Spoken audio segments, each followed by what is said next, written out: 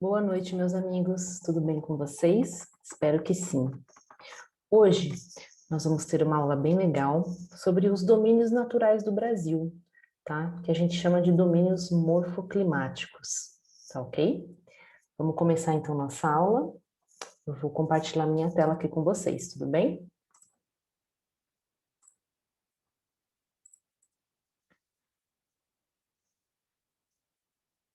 Bom, gente, vamos lá então falar um pouquinho sobre domínios morfoclimáticos. Bom, gente, vamos primeiro definir o que são domínios morfoclimáticos, né? Olha aqui, nós temos 6, tá? Amazônico, Cerrado, mares de morros, a Caatinga, as araucárias, as pradarias e as faixas de transição. Mas aí a gente pergunta, né, gente? Nossa, mas o que que é isso, né? Como assim, domínios morfoclimáticos? Que nome, né, gente? Pesado, hein? Vamos lá, gente.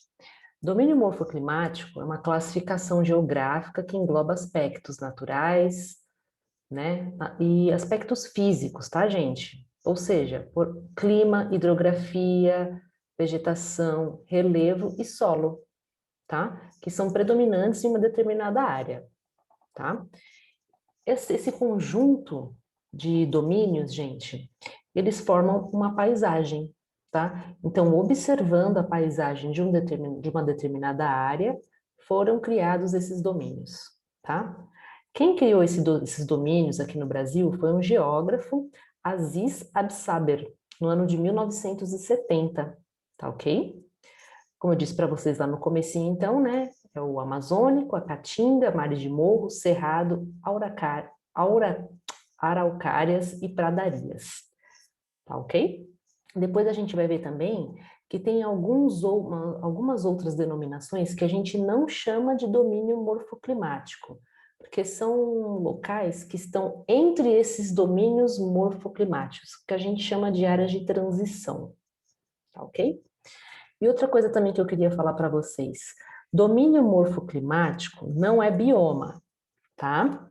A gente vai ver que, né, parecidos os nomes, porque existe o bioma, por exemplo, amazônico, o bioma cerrado, eles são biomas, mas aqui nós estamos falando de domínio morfoclimático, ou seja, somente dos elementos físicos, tá? Da paisagem. Nós não vamos falar de animais, de vida, tá? Vida animal, nós não vamos falar sobre isso. Então, não são biomas, tá? Então, vamos lá, gente. O primeiro que a gente vai falar é o domínio amazônico, né? Bom, o relevo dele são de terras baixas e planície, e ele cobre aí 43% do nosso território, é o maior domínio morfoclimático que nós temos aqui no Brasil. A Amazônia é gigante, né, gente? Tudo na Amazônia é gigante. Sempre ela é a maior. Hidrografia, gente. Nós sabemos que lá na Amazônia, nesse domínio amazônico, né, fica a maior bacia hidrográfica do mundo. Não é só do Brasil, tá? Eu coloquei aqui do Brasil, é do Brasil também. E do mundo também, que é a bacia amazônica, tá? Então, esse fato influencia dessa região apresentar um grande volume de água, tá? Nós temos muita água doce no Brasil, gente, muita. Bom, o solo da Amazônia, gente, por incrível que pareça, apesar de lá estar a maior floresta do planeta, é um solo pobre, é um solo arenoso, tá? O que que faz esse solo lá da Amazônia ser tão, então, né? Como que lá tem uma floresta se o solo é pobre? Lá, gente, tem um negócio que se chama serrapilheira. O que que é serrapilheira? É uma camada que fica acima do solo. E o que que tem nessa camada? Tem matéria orgânica, né? Que é o quê? Folhas, caules, arbustos e animais mortos. Tudo isso forma uma matéria orgânica muito grande e isso é o que nutre o solo e faz ter essa floresta lá nesse local, tá? Bom, a vegetação lá da floresta, ela é uma floresta equatorial latifoliada. Latifoliada a gente fala porque tem as folhas são bem grandes, tá? E elas estão sempre na árvore, a folha. Não são árvores que de tempo em tempo perdem as folhas. como a gente vai ver em outros domínios aí morfoclimáticos, tá? Então tem a floresta equatorial, tá? E na própria Amazônia, gente, na floresta, essa vegetação se divide ali em 3 tipos, tá? As matas de igapó. Essas matas de igapó, elas estão presentes em áreas constantemente inundadas pelos rios, ou seja, elas estão ali bem próximas dos rios, às margens dos rios, um pouco mais afastado também, lógico, mas predominantemente ali nas margens dos rios, tá? Um exemplo aí que tem nas matas de igapó é a Vitória Régia, que é um símbolo da Amazônia, tá? Temos também as matas de várzea, que estão presentes em áreas que são inundadas pelos rios de forma ocasional, né? Ou seja, não é sempre, tá? E as matas de terra firme, que são presentes em áreas que não são inundadas pelos rios, ou seja, a área ali da floresta mesmo, tá? Ali a gente chama de mata de terra firme, tá ok? E outra coisa, gente, a Amazônia, por ela ser essa floresta tão densa, a gente diz assim que ela é muito juntinha, né? É uma árvore do lado da outra. Ela é densa, ela é fechada, tá? E por conta disso, gente, e pelo tamanho dela, ocorre uma Desculpa, esse nome tá certo que eu coloquei? Isso mesmo. Evapotranspiração, exatamente. O que acontece? Como tem muita planta ali, gera muita umidade, tá? Mas é tanta umidade, gente, a Amazônia ela é tão gigantesca, ela também é um tamanho gigantesco, né? Dentro da Amazônia caberia vários países, por exemplo, tá? O que acontece?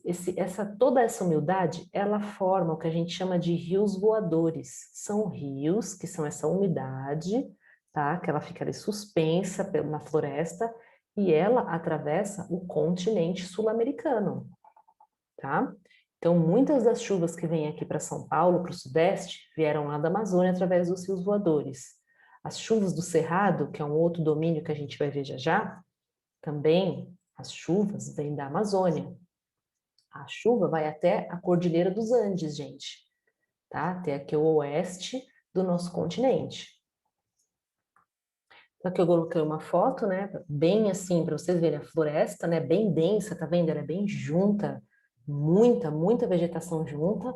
Os rios, né? A Amazônia, ela é uma planície, portanto, os rios, eles são assim, em curvinhas, tá?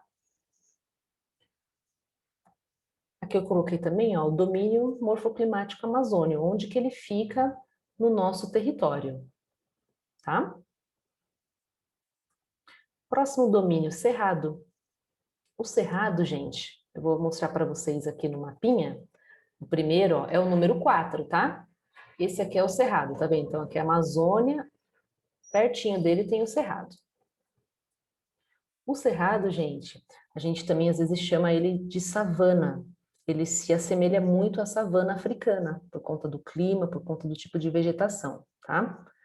Então, ele é plano, com pequenas ondulações, né? Composto por grandes planaltos e chapadões. Esse domínio morfoclimático tem cerca de 50% da sua altitude entre os 300 e os 600 metros, tá? O clima é tropical, né? O inverno é seco, a temperatura média da região ronda os 22 graus e a máxima pode ultrapassar os 40 graus, tá? E a mínima fica abaixo de zero. Então, tem essa variação de temperatura no cerrado, tá? As chuvas da floresta chegam ao cerrado, como eu disse para vocês ali no slide anterior. Bom, de hidrografia, apesar de ser, gente, um clima mais seco que a Amazônia, lá está localizado leitos e nascentes de vários rios, tá? Exemplo, por exemplo, Rio Araguaia, Rio Tocantins, Rio São Francisco, tá? Então, a hidrografia do Cerrado é responsável pela geração de energia de 9 em cada 10 brasileiros, por conta da importância desse domínio para os recursos hidrelétricos do país. O solo, gente, lá do Cerrado, ele é avermelhado, pode ser arenoso ou argiloso. Ele é um solo ácido também, devido à chuva e à seca. Por quê? Porque fica um período chuvoso e um período seco. E isso vai fazendo com que o solo fique ácido, tá? E o tipo de vegetação do cerrado, como eu disse para vocês, ele se assemelha ali um pouquinho à savana africana. Então, ele é de arbustos, arbustos retorcidos, tá? E árvores baixas. Não tem nada a ver com a floresta amazônica, tá, gente? Por quê? Porque tem muito menos água no cerrado do que na Amazônia. Quanto mais água, mais alta e maior é a árvore, tá, gente? As folhas, tá? A água tem muito a ver com o tipo, a disponibilidade da água num determinado lugar, ela diz muito como que são as plantas daquele lugar, tá? A vegetação. Eu coloquei uma foto para vocês, ó, tá vendo o cerrado? Aqui no fundo, ó, são os chapadões, né, as chapadas que tem, Chapada dos Veadeiros, Chapada dos Guimarães, fica tudo no cerrado, tá? E o cerrado fica no centro do Brasil, tá, gente? Aqui, ó, onde fica Brasília, Goiás, Mato Grosso, o Pantanal, né, que fica aqui. A capital do Brasil tá aqui no cerrado, tá? Aqui eu coloquei também um mapinha para mostrar, ó, o cerrado, ele tá em vários estados, né? Estão vendo, ó? Não tá só aqui, né? Ele tá, ó, pega um pedacinho, um pedação, na verdade, né, de Minas, Mato Grosso do Sul, o Mato Grosso também, Tocantins, Maranhão, ó, tá vendo? Ele pega todo, ele pega uma parte, ó, só não pega o sul, né? O sul ele não pega. O norte também não. O resto das outras regiões ele pega. Agora eu vou falar para vocês sobre um outro domínio, então, morfoclimático, que nós chamamos de caatinga, tá? Caatinga, ou tem gente que chama também, caatinga significa, na verdade, mata branca, tá? Por quê? Porque as plantas lá da caatinga, ela tem um miolo mole e branco, tá? Então, o relevo lá da caatinga é formado por depressões, o clima é semiárido, tá? Semiárido significa o quê? Significa um clima desértico, tá? Com baixo índices de chuvas no local. A Caatinga atravessa períodos de estiagem superiores a um ano e padece de diversas secas. Vocês já devem ter ouvido falar que na Caatinga, lá no Nordeste, fica na região Nordeste, né, que tem muita seca, chove pouco, né? E aqui eu vou fazer uma breve explicação, gente, que eu acho que é interessante, né? Por que que chove pouco na Caatinga? Né? Se no restante do Brasil, ali fora o Cerrado, que chove mesmo, assim, chove muito, né? Por que que não chove na Caatinga, né? Lá na Caatinga, gente, tem uma serra, chama Serra da Borborema, tá? Ou alguns chamam de Chapada Pernambucana. Chapada é uma serra, tá, gente? E essa serra, ela é gigantesca, tá?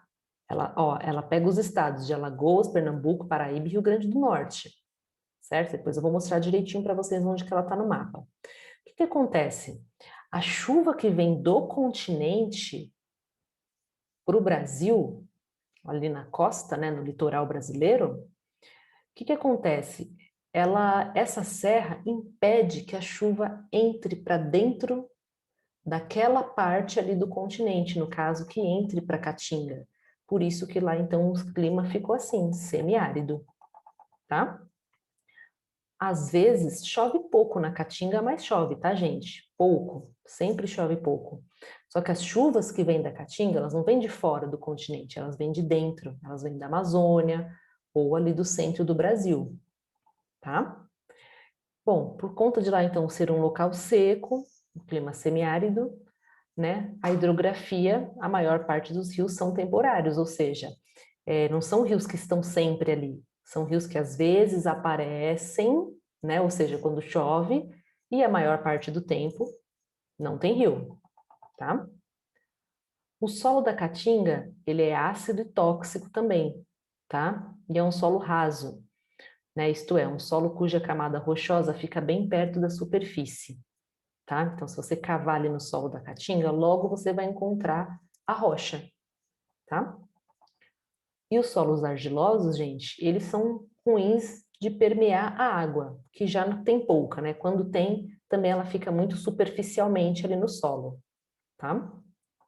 A vegetação ali da caatinga é de plantas xerófilas, tá? E cactos. Por quê? Porque essas plantas, elas se adaptaram a esse clima, tá? Então, elas são plantas que ficam gordas assim, Sabe aqueles cactos assim? Parece um sapo-boi. Então, por que que elas ficam gordas desse jeito? Porque elas retêm a água o máximo de tempo que elas puderem, né? Por quê? Porque essas plantas se adaptaram, então elas, né? Não que elas sabem, né, gente? Não que elas pensam, mas assim, como elas já estão naquele clima, elas retêm o máximo de água por conta do clima seco, tá? Então aqui eu coloquei uma foto da caatinga, ó, tá vendo? Sempre muito sol. Olha o solo seco aqui, ó. Olha a vegetação, alguns arbustos, né, bem secos, sem folhas. Lembra que eu falei para vocês? O que faz a árvore ser grande, frondosa e ter folhas o ano inteiro são as chuvas, tá? É a umidade, é o clima. E aqui os cactos, ó, que eu falei para vocês. Tá vendo que eles são plantas gorduchas, são gordas, né? Porque os cactos guardam muita água, tá? Então aqui que eu coloquei para vocês, ó. Aqui tá o domínio caatinga, ó. A serra que eu falei para vocês, gente, da Borborema, ela fica bem aqui, ó. Bem nesta região aqui. Então, o que acontece? A chuva que vem daqui, ó, do continente, que eu falei para vocês, do mar, na verdade, desculpa, ela não consegue penetrar aqui na Caatinga. Então, a chuva que tem na Caatinga, ela vem daqui, ó. Ops, desculpa. Ela vem aqui, ó, da Amazônia, né? Pelos rios voadores também, ou daqui do centro do país, tá? Agora eu vou falar sobre um outro domínio morfoclimático que chama Mares de Morros. Ele fica bem aqui pertinho da Caatinga, a gente vai ver também no mapa. Mares de Morros, né? Por que o Mar de Morros? Como assim? Esse domínio, ele ocupa todo o litoral brasileiro, tá? Ele se estende do nordeste até o sul do país, tá? E depois vocês vão ver na fotinho, vocês vão entender por que que chama Mares de Morro. O relevo ele se caracteriza pela presença de morros arredondados, planaltos e serras, dentre os quais se destacam principalmente a Serra do Mar, tá, gente? E a Serra da Mantiqueira também. Então, a Serra do Mar, gente, ela é uma serra gigantesca, que vem desde lá do sul do país até lá em cima também. Vou mostrar para vocês no mapinha. É uma serra enorme, tá? Essa formação. E por isso que a gente chama de mares de morros, tá? É um mar de morros e todos arredondadinhos na ponta. O clima, então, aí nesse domínio, mares de morros, ele pode apresentar variações, né? Dependendo da região que ele está, porque como eu disse para vocês, ele vai do sul do país até ali o nordeste, praticamente. Então, em cada região que ele está, o clima muda um pouco, tá? Mas o clima é tropical, úmido é o predominante, tá? Por conta do clima tropical e altas temperaturas, o índice de chuva é alto, então chove bastante nesse domínio mares de morros, tá? Hidrografia. Tem um vasto volume de água, né? Abrange duas importantes bacias hidrográficas brasileiras, a bacia hidrográfica do Rio Paraná e a bacia hidrográfica do Rio São Francisco, tá? Então veja bem, ó, Rio Paraná, lá no sul, Rio São Francisco, no nordeste. Deixa eu mostrar aqui já uma fotinho para vocês. Aqui, ó, é uma foto, mares de morros, tá vendo? É essa serra imensa que existe. E olha aqui onde que ele fica, gente, esse domínio, ó. Lembra, aqui tá a Caatinga, não tá? Ó, aqui tá os mares de morro, ele vem do sul até o nordeste, gente. Tá? Então, o quê? Montanhoso, montanhoso, montanhoso, montanhoso, montanhoso. Tá? Então, lembra que eu falei para vocês da Serra da Borborema? Ela fica aqui, ó. Aqui, tudo bem, é a Serra dos Mares de Morro, só que aqui tem uma outra serra, entendeu? Então, a chuva, quando ela vem daqui de fora do continente, ok, ela penetra aqui nesse domínio Mares de Morros. Porém, como tem essa outra serra aqui, ela não penetra na Caatinga, tá? Bom, o solo predominante aí desse domínio Mares de Morros é o massapé, tá? Ele é formado pela decomposição do granito e do gneiss na mata nordestina. Outro solo de destaque é o salmourão, que é formado pela destruição e decomposição química do granito, na região sudeste, tá? Então, no nordeste é um tipo de solo e no sudeste é um outro tipo de solo, tá? Por conta da boa irrigação, o solo dos mares de morros é bastante fértil, tá? A vegetação, qual que é a vegetação, gente, dos mares de morro? É a Mata Atlântica, tá? Então, é uma segunda mata que nós temos aqui no Brasil, uma mata, gente, maravilhosa. Sempre, gente, se vocês moram aqui em São Paulo ou no Sudeste, se vocês estão aqui em São Paulo, qualquer praia que vocês vão, ou no litoral sul ou no litoral norte, vocês estão na Mata Atlântica, tá? Por que ela chama Mata Atlântica? Porque ela tem esse nome por conta do Oceano Atlântico que está aqui do ladinho, ó. Deixa eu colocar aqui na fatinha dela, aqui, ó. Por isso que ela chama Mata Atlântica, tá? Por conta do Oceano Atlântico que está aqui. E aqui a gente chama de mares de morro, porque além de ter toda a Mata Atlântica nesse domínio, tá? Ela é uma serra gigantesca que vai do sul até o nordeste do país, tá? Bom, gente, a Mata Atlântica também é uma floresta tropical úmida, tá?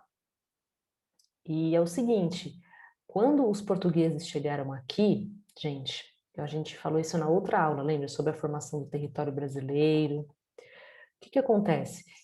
Os lugares que eles começaram a ocupar, e que até hoje é o lugar mais ocupado do Brasil, foi aonde? Foi aqui, ó. Foi no litoral. Né? Eles chegaram aqui na Bahia, depois tiveram os engenhos aqui do cana-de-açúcar, o ciclo do café, o ciclo do ouro, tudo bem, foi um pouco mais para dentro, porque foi em Minas Gerais, tá? Só que assim, aqui foi a maior ocupação e ainda é do Brasil, tá? A área mais ocupada é o litoral. Então essa mata, ela era muito maior, entendeu? Ela era muito, ela não vinha aqui só aqui nesse cantinho, ó. Então essa mata, ela foi muito devastada ao longo do tempo. E ainda é, tá, gente? Não tanto quanto antes, mas ainda é. Mas para vocês terem uma noção, hoje restam apenas 7% da sua extensão original.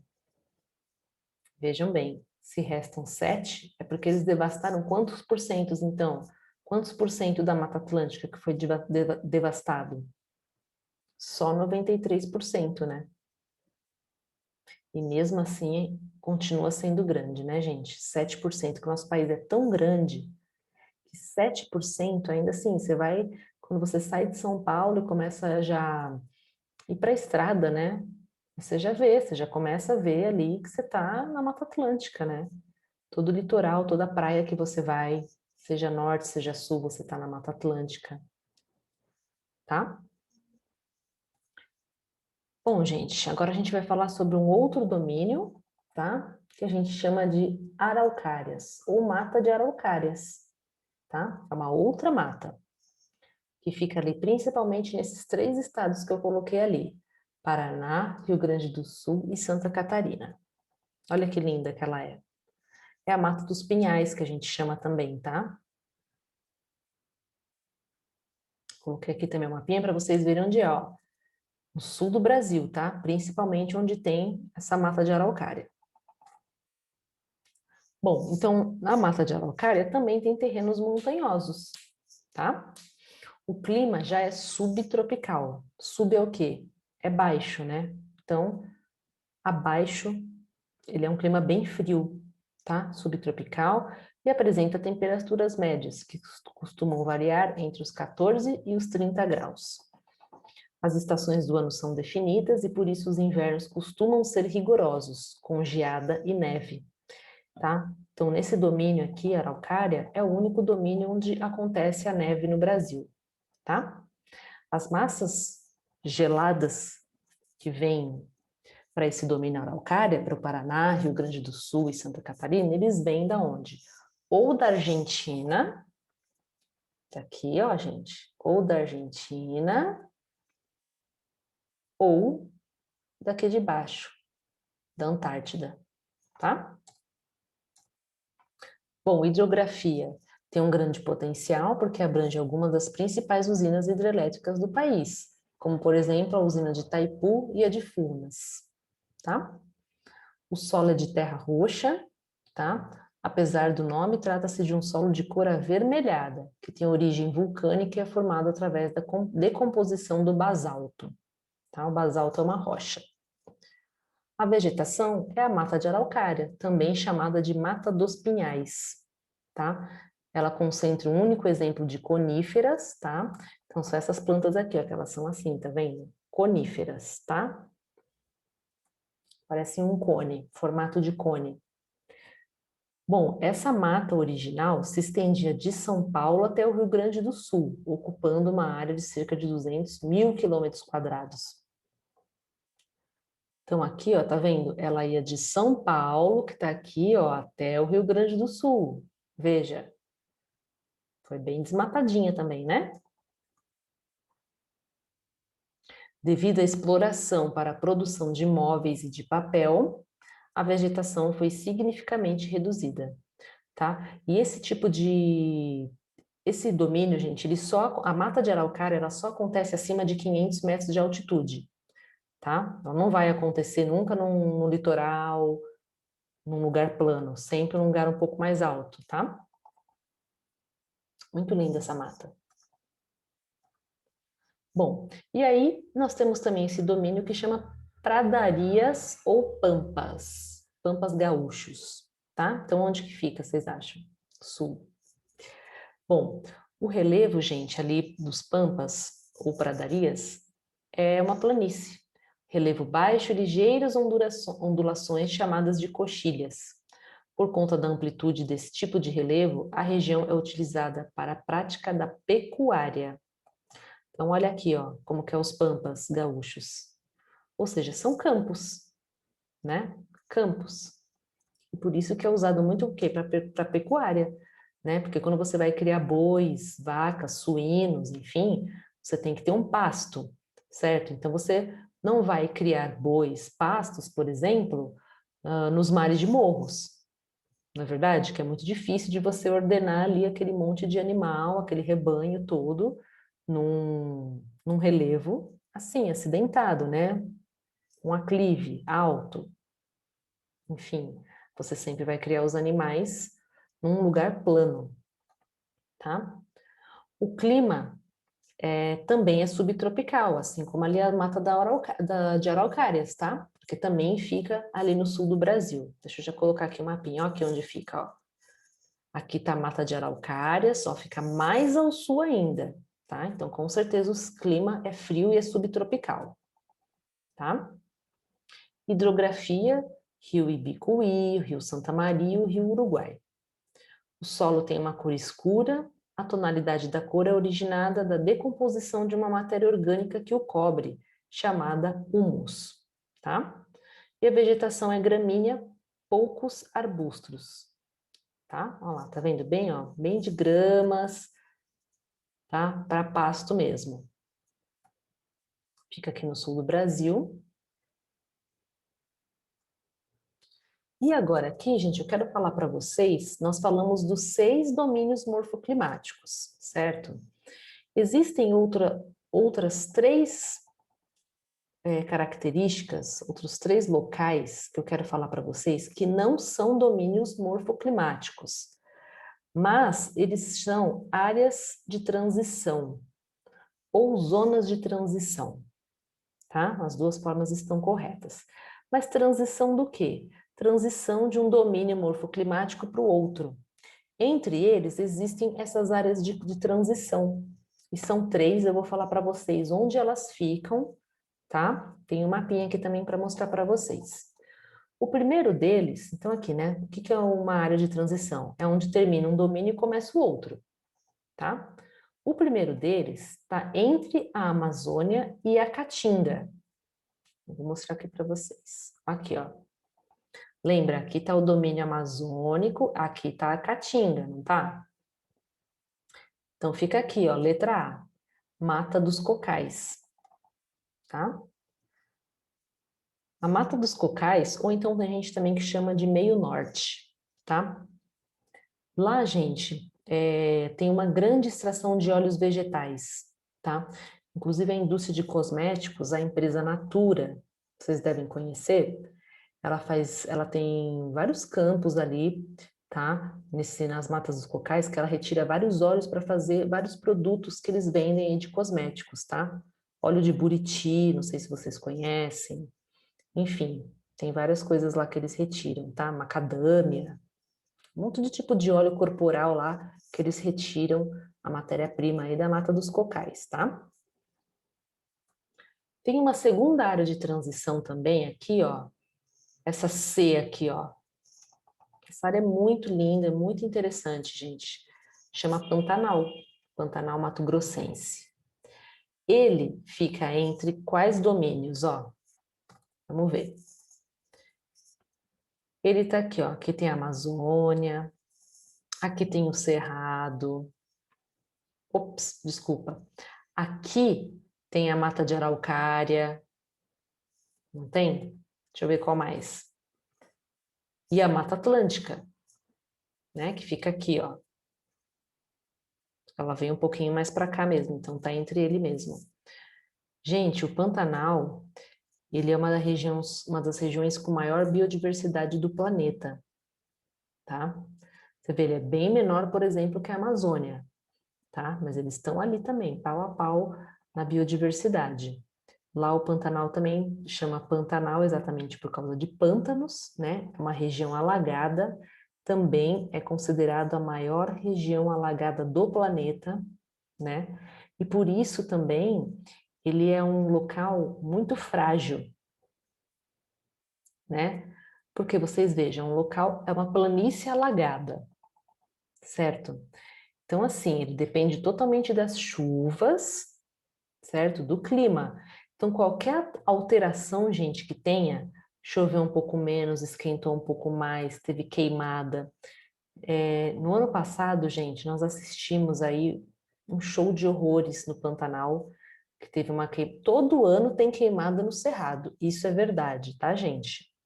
Tem por quê? Por conta do clima seco. Quando chega no inverno, que, né, a época de chuvas vai embora e vem o inverno lá é seco, tá, gente? O que que acontece? Todos os anos tem essa queimada. Realmente, existem queimadas. Só que a do ano passado foi, assim, avassaladora. Morreu muitos animais foram resgatados. E acho que foi uma das maiores queimadas aí que tiveram aí nos últimos tempos. Então, ele é um ambiente muito frágil, o Pantanal. Primeiro porque ele não é tão enorme, né? Você vê, por exemplo, como uma Mata Atlântica. Ele já é uma área de transição. Ele está entre uns quatro, né? Amazônia, Cerrado, Mata Atlântica e Araucária. Ele está entre quatro domínios morfoclimáticos. Isso faz dele, assim, ter características únicas, que só tem tipos de espécies que só existem no Pantanal mato-grossense, tá? E agora eu vou falar sobre uma terceira e última área de transição, que a gente chama de agreste, o agreste nordestino, tá? Vou mostrar aqui para vocês no mapinha, olha ele aqui, ó, o agreste. Vocês lembram? Então, qual domínio? O agreste fica entre quais domínios? Aqui fica qual mesmo? Ó? Os mares de Morros, lembra? E aqui é a Caatinga, tá certo? Então, o agreste, gente, eu vou dar ênfase aqui novamente, que eu tinha falado para vocês, o Planalto de Borborema, lembra que eu falei para vocês? Que é um local que fica aqui, ó. Aqui é Mares de Morros, então depois do Mares de Morros tem essa serra, né, esse planalto que a gente chama, que por conta dele a chuva que vem daqui de fora do continente não consegue penetrar aqui na Caatinga, e por isso que aqui o clima é muito seco, tá? E o agreste fica aqui no meio, tá? Então ele fica entre os mares de Morro e a Caatinga. Ou então a gente também fala que ele está entre a zona da mata e o sertão, tá? Porque a zona da mata, aqui, ó, a zona da mata, que tem aqui ainda a Floresta Atlântica, certo? Que fica aqui nesse domínio, Mares de Morros, e o sertão, que, no caso, fica aqui na Caatinga. Tá ok? Então, eu vou voltar agora aqui no primeiro slide, gente, para a gente ver agora todos os domínios direitinho. Desde o primeiro, que agora vocês vão entender bem melhor quando a gente for falar, ó. Olha aqui os domínios, ó, então. O primeirão aqui, o maior de todos, é o domínio amazônico, tá? Depois vem o cerrado aqui, ó. Mares de morros. Mares de morros é esse aqui, lembra? Onde fica a Mata Atlântica. A Caatinga, aqui no 2. As araucárias, lembra?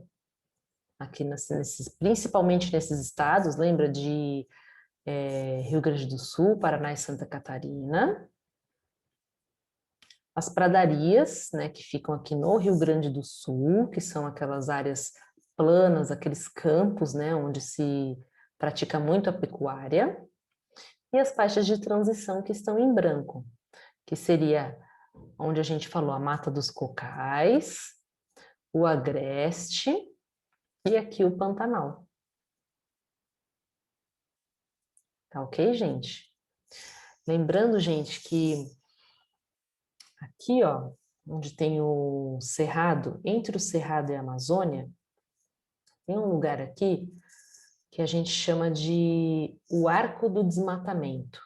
Porque, assim, aqui no Cerrado, por ser também um planalto, aqui tem muita criação de gado. Muita. E ok, o cerrado, ele queima, né? Muito também por ano. Enfim, o que que acontece? O agronegócio, gente, que é a plantação de milho, de soja, eles destroem o solo, tá? Esse tipo de plantação do agronegócio, porque eles plantam uma única coisa, né? Um solo muito saudável é aquele que você planta um monte de coisa. Por exemplo, a floresta amazônica, lá tem árvore de tudo que você possa imaginar, né? Então o solo fica muito fértil. No cerrado, eles plantam monoculturas, que é plantação de uma coisa só. Milho, soja, umas áreas muito gigantescas. Então eles vão destruindo o solo. Eles destroem o solo e depois faz o que com o solo? Vira pasto. Conforme quanto mais eles vão destruindo o cerrado, mais eles vão avançando para a Amazônia, porque aqui embaixo, ó, vocês concordam também que já tem pouco solo para fazer pecuária, né? Aqui também tem a serra, não dá, né? Aqui no sul já tem bastante pecuária também. Então eles vão avançando aqui para cima, ó. Vão avançando para onde? Para a floresta. E vão derrubando a floresta e vão fazendo plantação de monocultura. Quando acaba a monocultura, vira pasto e assim vai indo. Então nessa faixinha aqui a gente também chama de o arco do desmatamento, é onde está sendo mais forte, né, a invasão aqui para a Amazônia. Tá bom, gente? Então, essa foi a nossa aula sobre os domínios morfoclimáticos do Brasil. Eu espero que vocês tenham gostado, tá? Que tenha ficado claro, que agora vocês já sabem mais sobre os domínios aí do Brasil, tá bom? E um beijo, então, no coração de todos. Fiquem com Deus. Até o próximo.